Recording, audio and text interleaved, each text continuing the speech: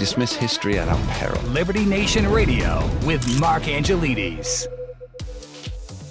And you're back on Liberty Nation Radio for our final segment. I'm your host, Mark Angelides, and we're continuing our conversation with Liberty Nation Senior Principal Analyst, Mr. Tim Donner. Tim, we've been touching on this issue on and off throughout the show today. But there is a growing call for more socialism in America at the moment. If anybody wants proof, Zohran Mamdani in New York just won over 1 million votes in New York City.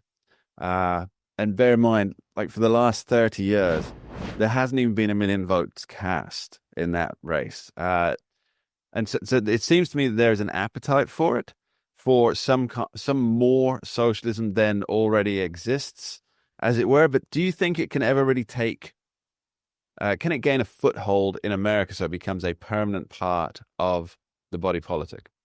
No, it won't become the prevailing political philosophy in the United States, because we have always been, or at least for as far back as the eye can see, or as far as we can remember, socialism has never worked. And sure. Socialistic policies have failed and been overturned, not just in the U.S., but we see it in a place like Sweden, which was pointed to as a exemplar of proper socialism until they ran out of money in Sweden. The old Margaret Thatcher statement that the problem with socialism is that you eventually run out of other people's money. And that was what happened in Sweden. And you now see other European Union nations who are starting to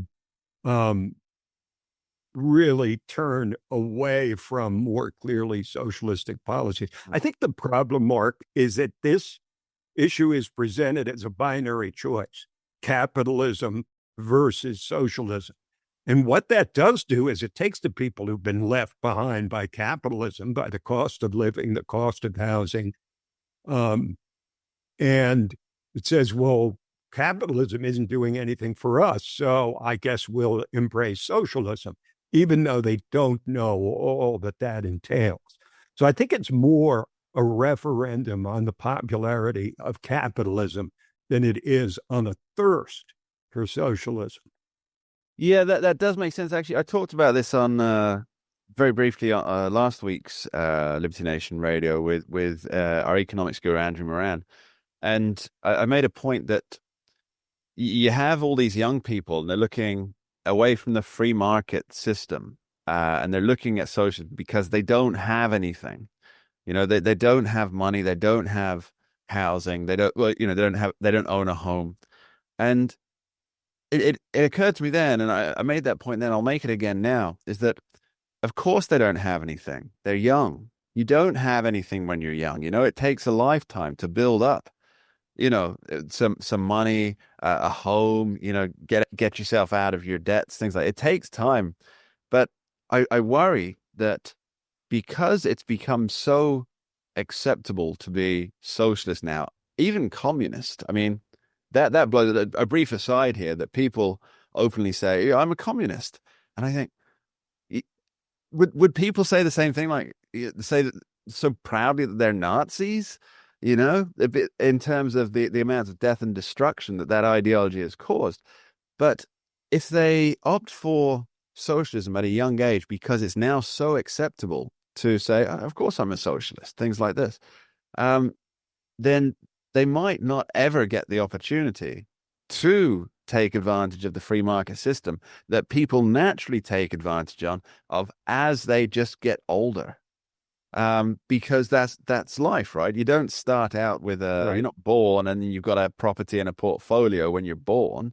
You have to work for the things over a period of time, and then you appreciate it more as well because you've spent your time working for it. You've been hungry, you know, you've been broke. And I wonder that because it's so popular now, this amongst the young, this idea that socialism can give us what we need, that they're never going to experience the true fruits of a free market economy. I think there's one thing in particular that has caused this spike in the acceptability of socialism. After the pandemic, which was a ruination for the country to a degree we didn't even understand at the time, the cost of the average home has doubled since the pandemic.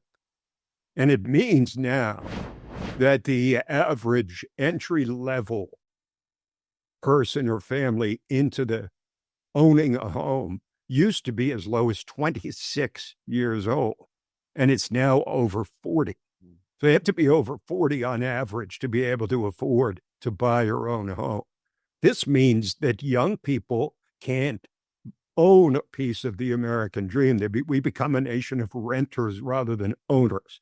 And that's we could do a whole show on the dangers of being a nation of renters rather than owners. So I think it's the effect of the pandemic that made everything so expensive, particularly housing, and seemingly out of reach to so many young people, that has them, open to the idea of socialism. And remember, one other thing about Mamdani in terms of the brilliance of his campaign was not just that he hit on affordability, which was the key issue and should be the key issue, but the fact that he targeted that message at young people who have no recollection.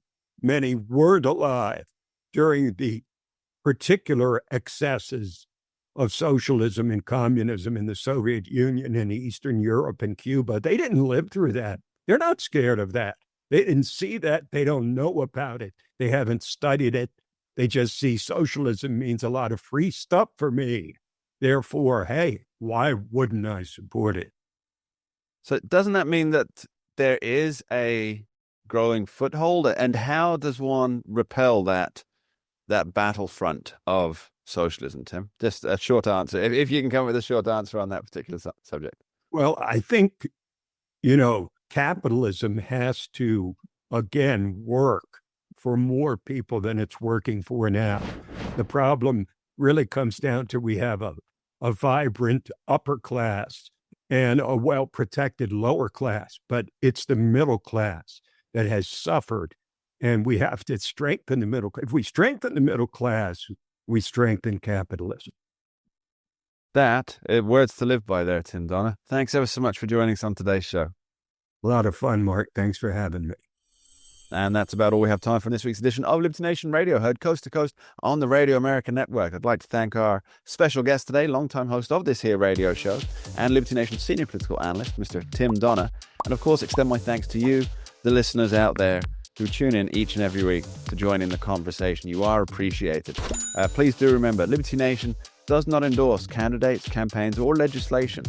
And this presentation is no endorsement. Thanks for being here. We dismiss history at our peril. Liberty Nation Radio with Mark Angelides.